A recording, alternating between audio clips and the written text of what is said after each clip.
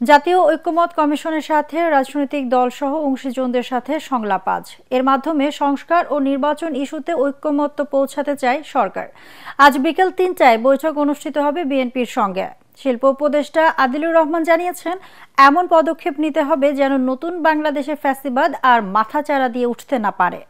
অন্যদিকে আগামী নির্বাচনের আগেই আওয়ামী লীগের নিবন্ধন বাতিলের দাবি জানিয়েছেন নাগরিক কমিটির আহ্বায়ক নাসির উদ্দিন পাটোয়ারি। দায়িত্ব নেওয়ার পর ডক্টর মোহাম্মদ ইউনূসের নেতৃত্বে অন্তর্বর্তী সরকার কয়েক দফা সংলাপে বসে রাজনৈতিক দলসহ বিভিন্ন অংশীজনদের সাথে। এবার সংস্কার ইস্যুতে জাতীয় ঐক্যমত্য কমিশনের সঙ্গে অনুষ্ঠিত হতে যাচ্ছে সংলাপ। প্রধান উপদেষ্টা নিজেই এই কমিশনের প্রধান। তার নেতৃত্বে কমিশনের সদস্যরা বিভিন্ন রাজনৈতিক দল ও জুলাই গণ অভ্যুত্থানের শরিকদের সাথে সংলাপে বসবেন।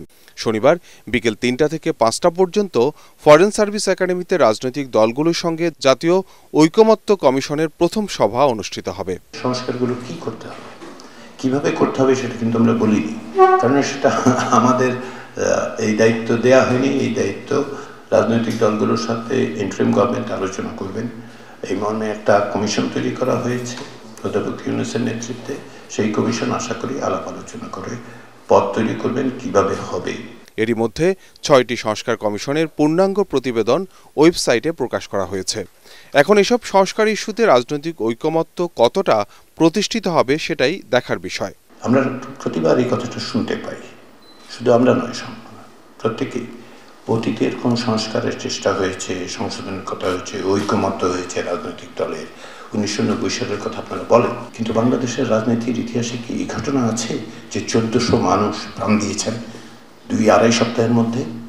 বাংলাদেশের ইতিহাসে কি এই অবস্থা আছে যে রাষ্ট্র ক্ষমতায় অধিষ্ঠিত, সর্বোচ্চ ক্ষমতায় অধিষ্ঠিত একজন শাসক সমস্ত রকম আন্তর্জাতিক আইন ভঙ্গ করে মানবাধিকার শুধু লঙ্ঘন করেছেন তা না, মানবতার বিরুদ্ধে অপরাধে যুক্ত থেকেছে? এরপরে আমরা কি ৯০-এর সাথেই তুলনা করব? রাজধানীতে এক অনুষ্ঠানে শিল্প উপদেষ্টা আদিলুর রহমান সংলাপ ইস্যুতে বলেন, ঐক্যবদ্ধ পদক্ষেপের মাধ্যমে নতুন বাংলাদেশে ফ্যাসিবাদ ঠেকাতে হবে। সংস্কার নিয়ে আলোচনা শুরু হবে রাজনৈতিক দলগুলোর সঙ্গে। এই সংস্কারের আলোচনা দেশে একটা গণতান্ত্রিক ব্যবস্থা প্রতিষ্ঠার জন্য এগিয়ে নিয়ে যাবে দেশকে। আমি আশা করি বাংলাদেশ কখনোই আর ফ্যাসিবাদের দিকে ফিরে যাওয়ার সুযোগ রাখবে না। আরেক অনুষ্ঠানে নাগরিক কমিটির আহ্বায়ক নাসির উদ্দিন পাটোয়ারি বলেন, জনগণের মধ্যে নানা বিভাজন তৈরি করে শোষণ করেছিল আওয়ামী লীগ। সেজন্য নতুন রাজনৈতিক বন্দোবস্তের গুরুত্ব তুলে ধরেন তিনি। গণতান্ত্রিক প্রক্রিয়ার মধ্যে খুনি কোনো ব্যানার যদি থাকে, তাহলে আমরা মনে করি খুনি হাসিনার বিচার এবং আওয়ামী লীগের ব্যানার, এই দুইটি যদি আগামী নির্বাচনে আমরা সুরাহাভাবে সমাধান না করতে পারি, তাহলে আগামীর বাংলাদেশের যে মানুষগুলা শহীদ হয়ে আত্মত্যাগের মধ্য দিয়ে একটি গণতান্ত্রিক বাংলাদেশ চেয়েছিল, সেই গণতান্ত্রিক বাংলাদেশের ফেরার কোনো আমাদের পথ নেই। বৃহস্পতিবার প্রধান উপদেষ্টার নেতৃত্বে ৬ সংস্কার কমিশনের প্রধানদের নিয়ে জাতীয় ঐক্যমত্য কমিশন গঠন করে সরকার। নির্বাচন নিয়ে নানামুখী কথা বলে কিছু দল ও সংগঠন সরকারকে বিভ্রান্ত করার চেষ্টা করছে বলে অভিযোগ করেছেন বিএনপির স্থায়ী কমিটির সদস্য মির্জা আব্বাস। নতুন নতুন দাবি তুলে তারা নির্বাচনকে বাধাগ্রস্ত করার চেষ্টা করছে বলেও দাবি করেন তিনি। আরেক নেতা রুহুল কবির রিজভী বলেন, জাতীয় নির্বাচন প্রসঙ্গে অন্তর্বর্তী সরকারকে সঠিক সিদ্ধান্ত নিতে হবে। জাতীয় নির্বাচনের আগে স্থানীয় নির্বাচন হবে আত্মঘাতী সিদ্ধান্ত। নয়াপল্টন কেন্দ্রীয় কার্যালয়ে ঢাকা মহানগর দক্ষিণ বিএনপির প্রাথমিক সদস্যপদ নবায়ন কার্যক্রমের উদ্বোধন করেন দলের স্থায়ী কমিটির সদস্য মির্জা আব্বাস। নেতাকর্মীদের সতর্ক থাকার তাগিদ দিয়ে তিনি বলেন, ভাবমূর্তি নষ্ট করে এমন কাউকে দলে রাখা যাবে না। এ সময় তিনি অভিযোগ করেন, একটি দল নিজেদের অপকর্ম আড়াল করতে বিএনপির নামে নানা অপবাদ দিচ্ছে। তারা নানা কায়দায় নির্বাচনকে ব্যাহতের চেষ্টা করছে। রমজানকে সামনে রেখে আওয়ামী ব্যবসায়ী সিন্ডিকেট তৎপর হয়েছে অভিযোগ করে তাদের কেন ধরা হচ্ছে না সে প্রশ্ন রাখেন তিনি। যাদের উস্কানিতে আজকে দেশের দ্রব্যমূল্য বেড়ে চলেছে, যাদের উস্কানিতে আমার হাজার হাজার মা বোনের বুক খালি হয়েছে, ওই উস্কানি তারা ধরছে না, কারণ ওদের সবার সঙ্গে হাত মিলিয়ে ফেলেছেন বিশেষ একটি রাজনৈতিক দল, যারা বারবার আমাদের দোষারোপ করে। নির্বাচন নিয়ে কোনো টাল ভাঙা করবেন না। এই সরকারকে বিভ্রান্ত করার জন্য বিভিন্ন রাজনৈতিক দল বিভিন্ন ভাবে নির্বাচন নিয়ে বিভিন্ন কথা বলছেন। এই সরকারকে অস্বস্তির অবস্থা ফেলে দিচ্ছেন। আমরা এই সরকারকে বলতে চাই, আমরা ডিসেম্বরে ঘোষণা দিয়েছেন, ডিসেম্বর নির্বাচন দিন। অন্যদিকে নয়াপল্টনে দোয়া মাহফিলে অংশ নিয়ে বিএনপি সিনিয়র যুগ্ম মহাসচিব রুহুল কবির রিজভী বলেন, ক্ষুদ্র রাজনৈতিক স্বার্থে গণ অভ্যুত্থানের সুফল যাতে বৃথা না যায়, সে অর্জনকে সফল করতে অন্তর্বর্তী সরকারকে যত দ্রুত সম্ভব মানুষের ভোটাধিকার ফিরিয়ে দিতে হবে। নির্ভয়ে ভোটাররা ভোট কেন্দ্রে যেয়ে তাদের পছন্দসই লোককে তারা ভোট দেবে। এটা তো 17 বছর পায়নি। এটা তো অন্তর্বর্তীকালীন সরকারের একটা বড় ধরনের কাজ। এই কাজটা তো তারা দেখাতে হবে। এটা তো বিরাজনীতিকরণ। এই বিতর্কটা নিয়ে এসে স্থানীয় সরকার আগে না পার্লামেন্ট আগে, কোনটা চালিকা শক্তি? চালিকা শক্তি তো হচ্ছে মাথা ঠিক থাকলে হাত পা সব ঠিক থাকে। আগে জাতীয় নির্বাচন না দিলে ফ্যাসিবাদী শক্তি মাথাচাড়া দেওয়ার সুযোগ পাবে, গণতন্ত্র হোঁচট খাবে বলে আশঙ্কা প্রকাশ করেন রিজভী। আওয়ামী লীগকে যদি কেউ রাজনীতিতে ফেরানোর চেষ্টা করে তাদের শক্ত হাতে প্রতিহত করার হুঁশিয়ারি দিয়েছেন বৈষম্য বিরোধী ছাত্র আন্দোলনের মুখ্য সংগঠক আব্দুল হান্নান মাসুদ। ঢাকা বিশ্ববিদ্যালয়ের রাজু ভাস্কর্যের সামনে জুলাই আন্দোলনে নিহত হাসানের নামাজে জানাজা শেষে তিনি এই হুঁশিয়ারি দেন। এ সময় তার পরিবারের সদস্যরা উপস্থিত ছিলেন।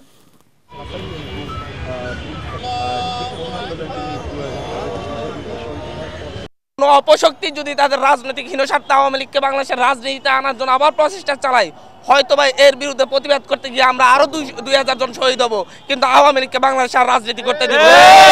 এই শহীদের বাবারা তাদেরকে রাজনীতি করতে দিবে না, শহীদের সন্তানরা রাজনীতি করতে দিবে না। এই শহীদ পরিবার সবার আগে প্রতিরোধ গড়ে তুলবে। ঢাকা মেডিকেল মর্গে থেকে লাশ বাইর করছে, তখন আমার ছেলে ওই পায়জামা, ওই পাঞ্জামি, ওই জাঙ্গা, ওই গেঞ্জি সব আমার এই ভাই শনাক্ত করছে। আমার ছেলেরে যারা এই বাজে হত্যা করে আমার আছে তাদের বিচার চাই। আওয়ামী লীগের রাজনীতি নিষিদ্ধের বিষয়ে কোনো আপোষ করবে না গণ অধিকার পরিষদ। প্রয়োজনে নিরবিচ্ছিন্ন অবস্থান কর্মসূচি দেওয়ার ঘোষণা দিয়েছে দলটির সভাপতি নুরুল হক নূর। রাজধানীর বিজয়নগরে দলের কেন্দ্রীয় কার্যালয়ের সামনে আয়োজিত গণহত্যার বিচার ও গণহত্যাকারীদের রাজনীতির নিষিদ্ধে বিক্ষোভ ও গণমিছিলে তিনি একথা বলেন। এ সময় তিনি আরো বলেন, বর্তমান অন্তর্বর্তীকালীন সরকার জনগণের আকাঙ্ক্ষা পূরণে ব্যর্থ হয়েছে, তাই গণ অভ্যুত্থানের অংশীজনদের নিয়ে নতুন উপদেষ্টা পরিষদ গঠনের দাবি জানান নূর। প্রয়োজনে আমরা টানা অবস্থান কর্মসূচি ঢাকায় পালন করব, কিন্তু আমাদের পরিষ্কার কথা, আওয়ামী লীগ নিষিদ্ধের প্রশ্নে গণ অধিকার পরিষদ আপোষ করবে না। একটা সিন্ডিকেটের সরকার গঠিত হয়ে জন আকাঙ্ক্ষা পূরণে তারা ব্যর্থতার পরিচয় দিচ্ছে।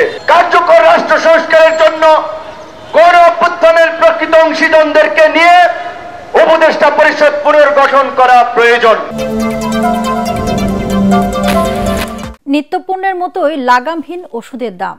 গত 4 মাসে কোনো কোনো ওষুধের দাম প্রায় দ্বিগুণ বাড়িয়েছে কোম্পানিগুলো। এতে নাভিশ্বাস উঠেছে সাধারণ মানুষের। অনেকে প্রশ্ন তুলেছেন অন্তর্বর্তী সরকারের ভূমিকা নিয়ে। স্বাস্থ্য মন্ত্রণালয় বলছে, ওষুধের অযৌক্তিক দাম বৃদ্ধি ঠেকাতে নীতিমালা পরিবর্তন করা হচ্ছে, বাড়ানো হচ্ছে অতি প্রয়োজনীয় ওষুধের সংখ্যা।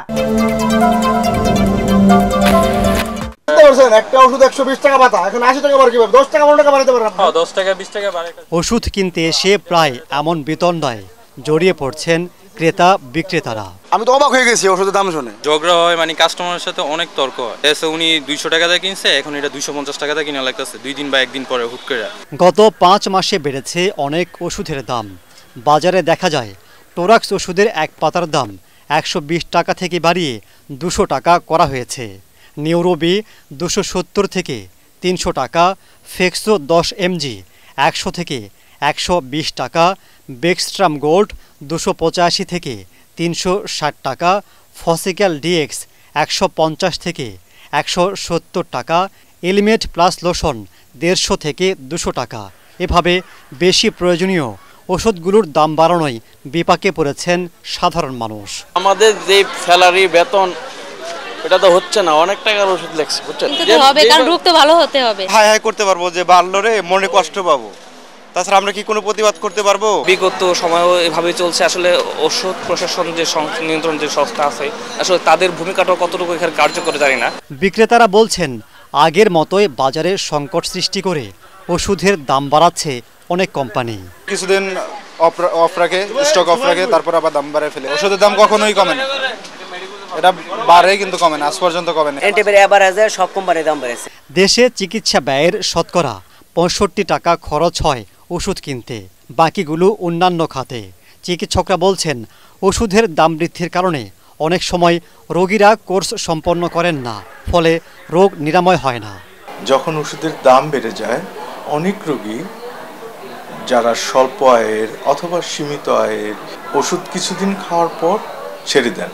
মাঝপথে যদি ছেড়ে দেয় কেউ, অনেক সময় দেখা যায় যে হয়তো একটু ইমপ্রুভমেন্ট হয়েছে, কিন্তু এতে করে অ্যান্টিবায়োটিক রেজিস্ট্যান্সের ভয় থেকে যায় এবং ভবিষ্যতে দেখা যাবে যে ওই অ্যান্টিবায়োটিক আর ওনার ক্ষেত্রে কাজ করবে না। ওষুধের দাম বাড়াতে জাতীয় কমিটির অনুমোদন লাগে। বিগত সরকারের সময় তা ছিল লোক দেখানো, যা এখনও চলছে। তবে এ বিষয়ে মিডিয়ায় কথা বলতে চান না কোম্পানির মালিকরা। অনেকটা দর্শকের ভূমিকায় ওষুধ প্রশাসন অধিদপ্তর। স্বাস্থ্য মন্ত্রণালয়ের বিশেষ সহকারী অধ্যাপক ডাক্তার সাইদুর রহমান জানান, অযৌক্তিক দামের লাগাম টানতে কাজ করছে সরকার। এইভাবে যে দাম বেড়ে যায় হঠাৎ করে, সেটা যৌক্তিক ভিত্তি থাকতে হবে এবং এটা আন্তর্জাতিক বাজারের সঙ্গে, পার্শ্ববর্তী এবং আন্তর্জাতিক বাজারের সঙ্গে মিলিয়ে দেখতে পারতে হবে। এই সামর্থ্যটা আমাদের রেগুলেটরে থাকতে হবে যে তারা আসলে এটার কাঁচামালের দাম, এটার যে মোড়কজাত অন্যান্য যে সামগ্রী এবং উৎপাদন খরচ মিলিয়ে যেই প্রস্তাবিত মূল্য, সেটা যৌক্তিক কিনা। চেষ্টা করব আমরা যে এই ধরনের একটা আলাদা অথরিটি যারা নাকি আসলে পুরো প্রাইসিং মেকানিজমটা দেখবে। তিনি জানান, শুধু দাম নয়, মানও নিশ্চিত করতে উদ্যোগ নিচ্ছেন তারা। সংযুক্ত আরব আমিরাতে দুবাইয়ে দুদিনের সংক্ষিপ্ত সফর শেষে দেশে ফিরেছেন অন্তর্বর্তী সরকারের প্রধান উপদেষ্টা অধ্যাপক ডক্টর মোহাম্মদ ইউনূস। শুক্রবার বিকালে প্রধান উপদেষ্টাকে বহনকারী এমিরেটস এয়ারলাইন্সের ফ্লাইটে ঢাকায় হযরত শাহজালাল আন্তর্জাতিক বিমানবন্দরে অবতরণ করে। দুবাই বিমানবন্দর থেকে দেশে ফেরার সময় সংযুক্ত আরব আমিরাতের ক্রীড়ামন্ত্রী ডক্টর আহমদ বেলহাউল আল ফালাসি ডক্টর মোহাম্মদ ইউনূসকে বিদায় জানান। বুধবার সন্ধ্যায় ওয়ার্ল্ড গভর্নমেন্টস সামিটে যোগদানের জন্য তিনি দুদিনের সফরে দুবাই যান। মহান আল্লাহর কাছে ক্ষমা, রহমত আর বরকতের প্রার্থনায় শবে বরাতের আমল করলেন ধর্মপ্রাণ মুসল্লিরা। রাতভর মসজিদে মসজিদে চলে ইবাদত বন্দেগী। নিজের ও দেশের মঙ্গলের জন্য দোয়া করেন তারা। কথায় আছে, বিশ্বাসে বস্তু মেলে তর্কে বহুদূর। মহান আল্লাহর নৈকট্য লাভের বিশ্বাসে ইবাদত বন্দেগীতে মশগুল মুসল্লিরা। শবে বরাত বা লাইলাতুল বরাতকে বলা হয় সৌভাগ্যের রজনী, যা মুসলমানদের কাছে বিশেষ এক অফারের রাত। হাদিসে আছে, শাবান মাসের 14 তারিখ দিবাগত রাতে মহান আল্লাহ বান্দার জন্য বিশেষ দৃষ্টি রাখেন। ক্ষমা প্রার্থনাকারীকে ক্ষমা করেন, রহমত বরকত চাইলে 2 হাত ভরে দেন।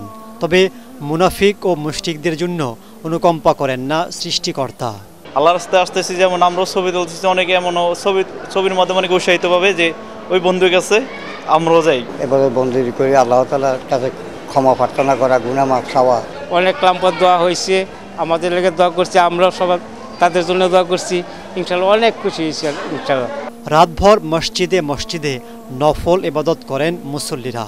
নিজের ও দেশের জন্য প্রার্থনা করেন তারা। তবে ফরজ পালন না করে কিংবা আল্লাহর বিধান না মেনে শুধু পাবার আশায় শবে বরাতের ইবাদত করলে লাভ হবে না বলে জানান আলেমরা। কেউ যদি 5 ওয়াক্ত নামাজ না পড়ে শুধু এই রাত্রে বরকতের আশায় সারা রাত জাগনা থাকলো, তাহলে তার কোনোই লাভ হইল না। 5 ওয়াক্ত নামাজ পড়বে, সাথে সাথে আল্লাহ তাআলার বিশেষ রজনীগুলোতে সে আল্লাহ তাআলার কাছে নফল নামাজ পড়ে, জিকির করে, কোরআন তেলাওয়াত করে আল্লাহ তাআলার কাছে যাবে, তাহলে এই রাতের পরিপূর্ণ ফজিলত বরকত পাওয়া যাবে। আমরা খুবই খারাপ সমস্যায় দীর্ঘদিন কাটাইছি। এখন আমরা সবাই দোয়া করি এই দেশটা যেন খুব সুন্দরভাবে সামনের দিকে এগিয়ে যায় উন্নয়নের সাথে। পবিত্র শবে বরাত মুসলমানদের কাছে রমজানের আগমনে বার্তা নিয়ে আসে। এখান থেকেই রোজার প্রস্তুতি শুরু হয়ে যায়। অন্যায়ের কাছ থেকে মানুষকে বিরত রাখার তারা জায়গায় যা মানুষকে হেদায়েতের পথে আনে বলে মনে করছেন মুসল্লিরা। টঙ্গীর তুরাগ তীরে বিশ্ব ইজতেমার তৃতীয় ধাপের প্রথম দিন শুক্রবার জুমার নামাজের ঢল নামে মুসল্লিদের। এর আগে সকাল থেকেই দলে দলে ইজতেমা ময়দানে সমবেত হন ঢাকা ও আশপাশের এলাকার মানুষ। যে কোনো ধরনের বিশৃঙ্খলা নিয়ন্ত্রণে ইজতেমা ময়দানে নিরাপত্তা জোরদার করেছে আইন শৃঙ্খলা বাহিনী। Gazipur metropolitan police commissioner doctor Nazmul Karim Khan জানান, ইজতেমা চলাকালীন সময়ে বরাবরের মতো সকল প্রকার যানবাহন চালু থাকবে। নানা জল্পনা কল্পনার পর টঙ্গীর তুরাগ তীরে অনুষ্ঠিত হচ্ছে বিশ্ব ইজতেমার তৃতীয় পর্ব। সকালে আম্বায়নের মধ্য দিয়ে শুরু হয় ইজতেমার মূল আনুষ্ঠানিকতা। ইজতেমার প্রথম দিনে শুক্রবার ও শবে বরাত হওয়ায় টঙ্গী ময়দানে ঢল নামে ধর্মপ্রাণ মুসল্লিদের। দুপুরে জুমার নামাজের ইমামতি করেন দিল্লির মুরব্বী মাওলানা সাদের ছেলে মাওলানা ইসুফ বিন সাদ। শান্তিপূর্ণভাবে ইজতেমার মাঠে নামাজ আদায় করতে পেরে খুশি মুসল্লিরা। সহবেরাদের মধ্যে জুমার নামাজ পড়ছে, এর জন্য আমরা সিরাজগঞ্জ থেকে টঙ্গী বস্তু আমরা আসছি। আমাদের আল্লাহ যেন হেদায়েত করে। অসুস্থ শরীরে যাইছে এখানে বোঝা নাই, এতক্ষণ মাসের নামাজটা পড়া এই তো এই জিনিস আসা। সকল ভেদাভেদ ভুলে একসাথে ইজতেমার আয়োজন করার আহ্বান মুসল্লিদের। এর মধ্যে রাজনীতি ঢুকে গেছে, আমরা মনে করি, আমরা দোয়া করি যে তারা আবার আমাদের আগেকার মতোই ফিরে আসুক, আমরা একসাথে ইজতেমা করব। ইজতেমার মাধ্যমে মানুষ দ্বীনের শিক্ষা প্রতিষ্ঠিত হবে। এদিকে ইজতেমা ঘিরে কয়েক স্তরের নিরাপত্তা ব্যবস্থা নেওয়া হয়েছে বলে জানান গাজীপুর মেট্রোপলিটন পুলিশ কমিশনার। তাদের নিরাপত্তার দায়িত্ব আমাদের সকলের। আমরা পুলিশ সহ অন্যান্য বাহিনীর সদস্যরা সার্বক্ষণিক সতর্ক আছি। আগামী রোববার আখেরি মোনাজাতের মধ্য দিয়ে শেষ হবে এবারের বিশ্ব ইজতেমা। বসন্ত আর ভালোবাসার দিনে হাজারো মানুষের ভিড়ে অন্যরকম রূপ নিয়েছে অমর একুশের গ্রন্থমেলা। বইয়ের টানে পাঠক দর্শনার্থীদের উপস্থিতি স্থির হলেও ভালো মানের নতুন বই না আসায় বিক্রি নিয়েও অস্বস্তি আছে কারো কারো মধ্যে। এরপরেও বই প্রেমীরা মনে করেন, ছোট বড় সবাই প্রাণের মেলায় যেভাবে ছুটে আসেন সেই ভালো লাগাই এগিয়ে নেবে নতুন প্রজন্মকে। ভালোবাসার রং লেগেছে বইমেলায়। নানান সাজে নতুন বেশে সবাই ছুটে আসেন বাঙালির এই প্রাণের আয়োজনে। বাচ্চারা গ্যাজেটের কারণে বই একদমই ধরে না, তো এখানে আসলে বইয়ের প্রতি ওদের আকর্ষণ হয় যে না, বই পড়ার জন্য বাচ্চারা অনেক আনন্দ পায়। বই দেখার জন্য, বই পড়া নেওয়ার জন্য বাসায় বইয়ের প্রতি আকর্ষণটা থাকে, খুব ভালো। আমার মেয়ের প্রতিদিন রাতে ঘুমানোর আগে গল্প শোনাইতে হয়, এজন্য মূলত ওর জন্য আজকে গল্প বই না। বড়দের পছন্দ বরাবরই দেশ বিদেশের ইতিহাস, রাজনীতি, উপন্যাস। ছোটদের সায়েন্স ফিকশন, গল্প ছড়া বা রম্য। বই আসলে দেশের প্রতি ভালোবাসাটা বাড়াবে। মোবাইল ছাড়া একটা মানুষের একটা দিন কেমন হতে পারে সেটা এখানে আছে। এখানে আইসা পড়তেছে বাট কিনতেছে না, এখানে দেখে ভালো লাগতেছে। গল্পগুলি বলেন বা উপন্যাস বলেন, কবিতা বলেন, সেগুলি আরো ডাইনামিক করার চেষ্টা। সবাই যে বই কেনেন এমনটা নয়, তবে বইয়ের মেলায় এই ভিড় পাতা উল্টিয়ে দেখা ভালোবাসারই বহিঃপ্রকাশ। বই কিনে পড়বার একটা আনন্দ, আর আমি মোবাইলে দেখব, ল্যাপটপে পড়ব, এটি আরেক আনন্দ। যুগের পর যুগ যতই আসলে আপডেটেড হোক না কেন, আমাদের বইয়ের প্রতি ভালোবাসা সবসময় থেকে যাবে। পুরো এক মাস ব্যাপী মানুষের যে আমি বলবো যে অনেকটা ঈদের মতো আনন্দ। বছরের পর বছর বইয়ের এই আয়োজন ইতিহাস ঐতিহ্যকে যেভাবে বাঁচিয়ে রেখেছে, তেমনি বাঙালির মন ও মননে জাগিয়েছে দেশপ্রেম। উৎসবটা সবারই পছন্দ, তাই নিজেদেরকে রঙিন করে সাজিয়ে নেন, সেই সঙ্গে ছুটে আসেন এই বইয়ের মেলায়। বই কেনেন, দেখেন, বোঝাপড়ার চেষ্টা করেন, কারণ এই বই তাদেরকে এগিয়ে নেবে সামনের দিকে। সেই সঙ্গে ভালোবাসার যে মানুষগুলো তাদেরকে আরও বেশি ভালোবাসবেন এবং উপহার হিসেবেও বইটা দিবেন, এই প্রত্যাশাই করছেন তারা।